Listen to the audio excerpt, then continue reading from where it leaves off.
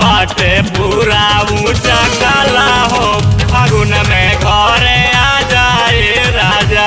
रस भरल बाटे पूरा ऊंचा खाला हो फागुन में घरे आ जाए राजा।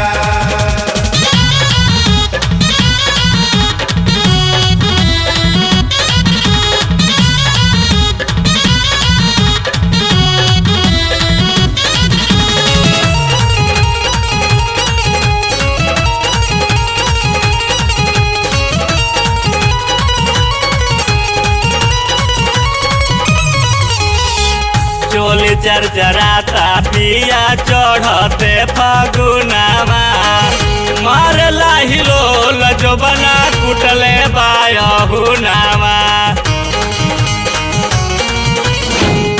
चोली चरचराता पिया चढ़ते फागुनामा मारला हिलोल जो बना कुटले बायहुनामा। मनवाया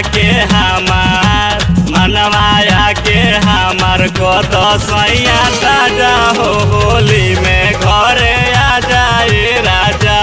रस भरल बाटे पूरा ऊंचा खाला हो फागुन में घरे आ जाए राजा।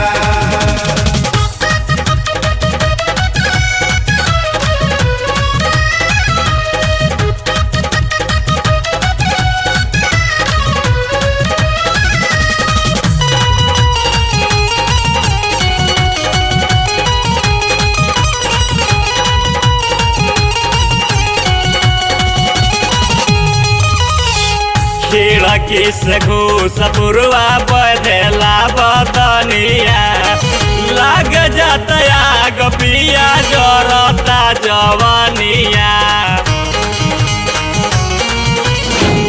खिड़की से घूस पुरवा बधेला बदनिया लाग जाता आग पिया जरता जवानिया। चंद्र सवर पिया जार मत करे जाहो